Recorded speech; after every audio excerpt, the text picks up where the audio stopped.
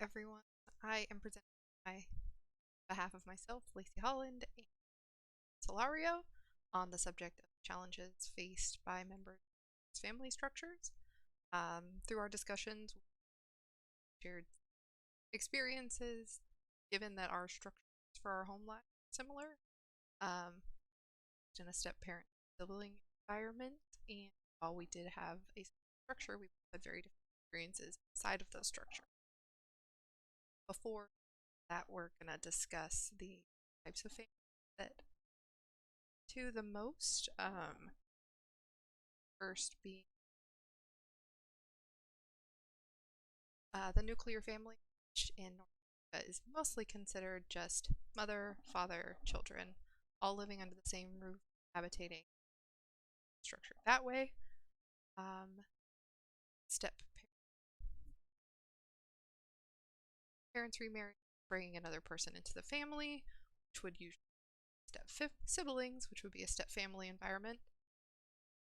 Then there is habitating family, generations of the same family living, or two separate families living together and habitating and the first issues or challenges that we discussed was identity confusion, which is defined as a person's sociological conflict, especially adolescence, that involves confusion about one's social and often a sense of loss of continuity in one's personality. Identity confusion affects many in a multitude of ways. In a step-parent environment where the children spend more time with their step-parent, biological parent can often cause a deeper connection with their step-parent, which can leave a mark on the relationship with the biological parent and their children. In my own case, my mother did not share my last name. This was a source of confusion to me as a child. I didn't know how to correctly identify with her and her husband, and it took a toll on that relationship as a child, as I didn't understand how relation between those two people, what role he played in my family. Built up somewhat of a wall between me and my mom until I got old enough to understand, and then we were able to discuss that more on an intellectual level where we share those experiences. Before that, it was a very major came to who I was as a person. The next challenge that we're going to talk about is parental favoritism, which is another challenge that many diverse families face on a day-to-day basis.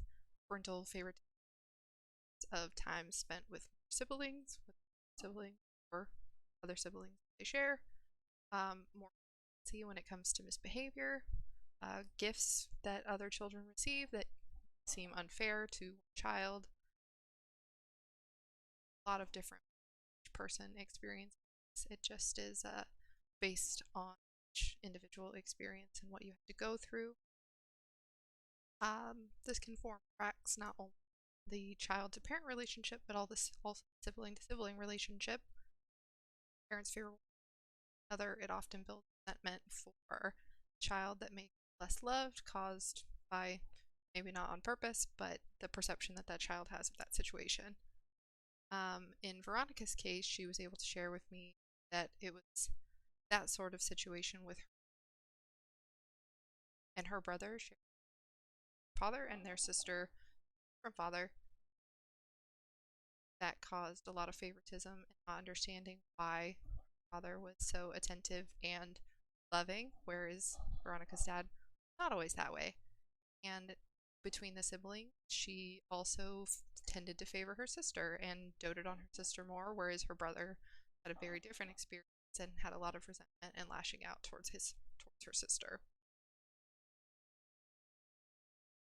Examples give way to the next subject, which is sibling interactions.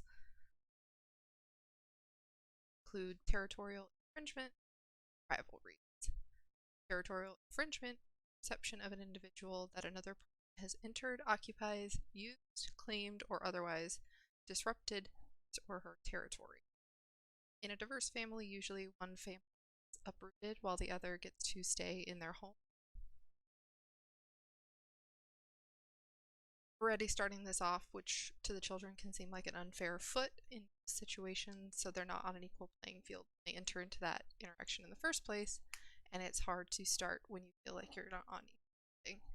Suggestion for that would be to everybody move to a new home and then you start from scratch. And then for the sibling that stays in their home, it can feel a lot like infringement upon they already had, or having to change everything about the way that they were living in a space that they considered their own already. And that can make siblings very hard to overcome. This is what happened with me. I was moved into my dad's new wife's house, who stepbrother already had a room and a setup and everything good, and then my sister and I were moved to a converted garage, so it felt like we were not as much a part of the family, and that caused a lot of resentment between myself, my sister, and my brother. Now that we are older, all understand that that's not what the intention was, but child, it's very confusing and can be very difficult, and can a lot of rifts between relationships with your parents and your siblings. This is a sibling rivalry where you can feel like you're competing against your siblings. For the case of myself and Veronica, we both felt that, and trying to overcome that as we grew older, that's where we got healthy solutions to these problems. Healthy solutions for these situations are very dependent on the situation itself. However, we found that the root of our problems, had there been more open communication about the situation with children, then that would have been a lot easier for us to overcome those situations. Implementing some of the lessons we learned this quarter about different styles of healthy disagreement and openness are the key to a successfully diverse family. Especially for parents in these families, it is important to engaged listening, the following 5-step listening process: listening, seeing, hearing, receiving, and attending. A lot of the time as children, your feelings can be dismissed as childish or just completely overlooked. It's important for parents to understand the feelings be more important than initially thought, and to take them more seriously in the situations. Pluralistic family style would be suggested for a successfully diverse family. This means to have open communication in an unconstrained way, knowing that each family member is experiencing life differently, should each be taken seriously, and be able to openly discuss the issues that they are having in a given situation. Each family has a different story, and we highlighted very few and tried to really structure it around what we could speak personally about and what we understood as both having grown up in this situation. So these are solutions, including family therapy, being open and honest, and then taking your children seriously, we found to be the most pertinent solutions to the situations. Thank you everyone for listening. I'm happy to have learned about your shared our stories. Thank you.